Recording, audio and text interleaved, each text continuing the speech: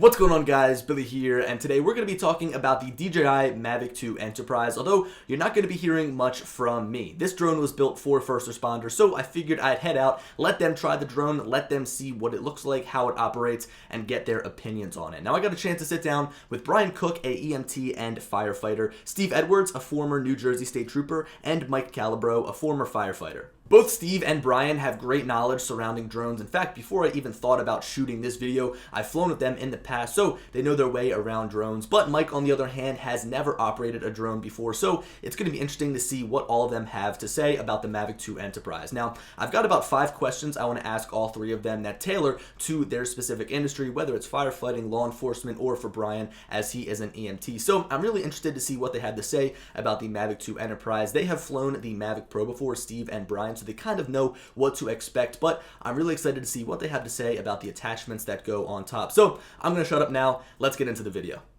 Hi, my name is Brian Cook. I'm 37 years old. I've been flying drones for about 10 years, and I was a full-time firefighter before that for about 10 years as well. My name's Steve Edwards. I'm 52 years old. I'm a retired New Jersey State Trooper. I was on the job for 25 years. I retired in 2012. Since then, I've been doing professional interior photography. I do a lot of real estate listings, and as part of my offerings, I offer aerial, video, and photography. I received my Part 107 certification, FAA, August of 2017, coming up on my recertification this August. And I've been flying the Phantom 4 Pro for the last couple of years professionally, and that's my experience with the drone. My name's Mike Calabro. I was a paid firefighter for over 20 years on a 350-man department in a city of 115,000 people. I've never flown a drone before, but I've experienced and seen how they work. I think the Enterprise is going to be beneficial in a lot of ways, especially for firefighting. With the speaker capabilities that you can use, search and rescue is probably going to be its #1 use. There'll be some accessories and some software that I wish they had down the line to make it a little bit better, but I've noticed from a lot of people's reviews that the spotlight is very, very bright. It can be used different ways. You can angle it up or down. The beacon seems bright enough to be used at 3 statute miles in most cases, which is very convenient and nice. And I think that the fact that it can go up to 5 miles for fire, police, rescue, or anybody in need to search large areas is going to be a great factor. The first thing that I noticed when I picked up the drone, obviously the form factor is a lot smaller than the Phantom 4 Pro, but it's a very solid feeling drone. In terms of the attachments, the first thing that hit me was the fact that they're so light.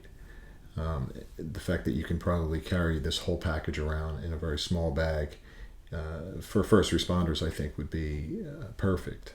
When holding this drone, it seems durable, light, easy to get up in the air within a minute, which would be important since it probably will be on a deputy chief's car who's going to arrive at the scene and want to get it up in the air as fast as possible. I think my favorite thing is the speaker. I think that's the most convenient thing to use right now until they get some kind of combo use of lights and speakers at the same time.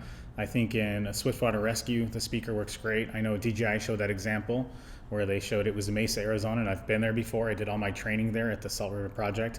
Imagine, 500 inner tubes on one river at a given time, and anytime the monsoons come in and you've got to go in there and try to rescue somebody, and they do get stuck on branches, they get stuck on rocks, they get stuck on trees.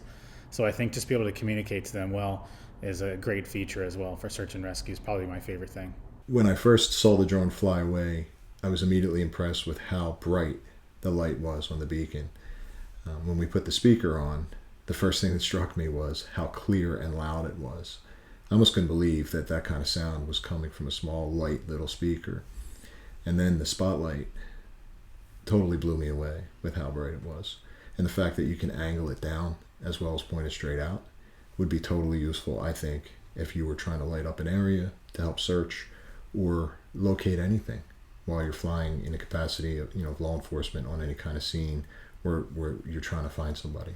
This drone would be helpful at structure fires because normally at a structure fire, the incident commander sets up a command post in front of the fire where he only has one view of the front of the building. With the drone, he would have view of the 3 other sides plus above the building, which is important in many ways. Above the building, he could see structural collapse, roof collapse, fire extension, or exposure problems that might be pertain to the back of the building he normally wouldn't see. So it's like him having eyes around the whole building instead of deploying men around the building, he could do it with one thing, the drone. I can think of one situation that I was involved in many years ago where we were trying to find a suicidal subject who was armed, and he was in a large field near the Delaware Bay. There were tall reeds everywhere, and there was a dirt road, and we were stationed about 100 yards apart, and we were just waiting and there was a berm in front of us about 25 or 30 feet high, and we had no idea where the guy was, what his intentions were. We were just essentially sitting ducks. And there was no helicopter deployed. So had we had the ability to get something up in the air to kind of give us that tactical advantage, either light up the area, just have that overhead view to see if there was anybody there, or if there was, where they were, would have been a tremendous benefit. In this particular case, it was in the middle of the night. It was dark. The spotlight's one thing, but also if that FLIR camera or the thermal imaging, if there was somebody over there and we had this technology back then, it would have been a game changer. I think the most important use of this drone would be in hazmat situations, which are guided by SOPs, which require the first in engine, whoever pulls up first, to stay a required distance away because of what you're dealing with. There's placards on the either overturned tanker or spills that's going to tell you what you're dealing with. Right now, the only way to identify these things is through binoculars. So there's a difference between a pair of binoculars and flying this drone over the scene, where you could identify the chemical you're dealing with, the extent of the spill, if there's anybody injured or in the area, and if you want to evacuate people out of the area. You also have the use of a speaker that can be telling people to get out of the area, evacuate. All right, so I know you only brought the Zoom with you, but I want to talk about the Dual. The Dual, I think, is going to be great for firefighting.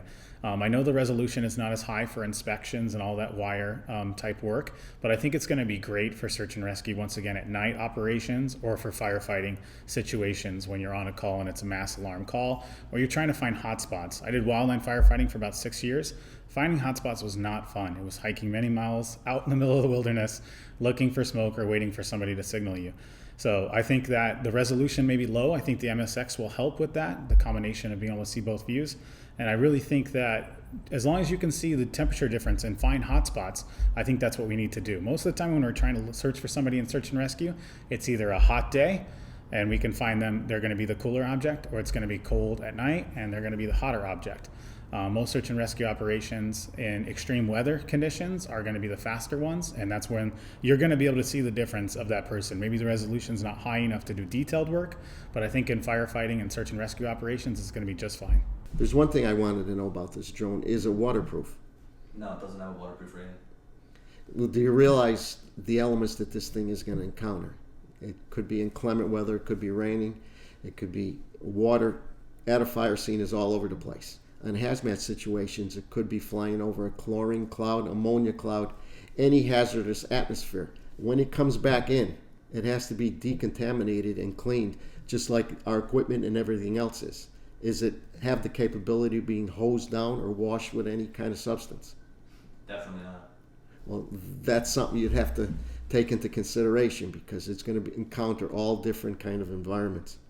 I would say my favorite thing about this drone, as it pertains to use in law enforcement, would be just having the ability to get it up high, the fact that it's quiet, and the fact that you can go far away with it. You can get a really large radius, cover a large radius with this drone, and you can see who's coming, what they're doing, and it takes people by surprise a little bit, because if they're going to expect to be seen from above, they're going to expect to hear a helicopter. This drone is quiet, and at certain heights, you're not going to hear it from the ground, and you're just going to have that surprise element and that tactical advantage that you otherwise wouldn't have without the technology. So guys, there we have it. That about wraps up this video. I hope that you enjoyed it, as it was the most fun and I think the most interesting video I've put together and uploaded to this channel. It's really nice because I'm a drone guy. I can sit here and talk about specs all day long, but these are the guys that would use the Mavic 2 Enterprise on a daily basis in their line of work, whether it's law enforcement or whether it is for firefighting, and they propose some really good use case scenarios for the drone. So for example, Steve told a story about how he was tracking down an armed suspect through a field, and it really would have been helpful if he had a FLIR camera on a drone, or I guess a speaker to communicate with that suspect. And then also Mike told us about the hazmat situation, being able to use the drone to fly in and stay away from whatever they're dealing with. I mean, they've got no idea what's on the other end, and being able to just put the drone in there rather than a human really would be a good use case scenario. Now, if you guys out there are first responders, I'd love to know what you have to think about the drone, so leave that down in the comment section below. And I guess, as always, I'll talk to you later. Peace.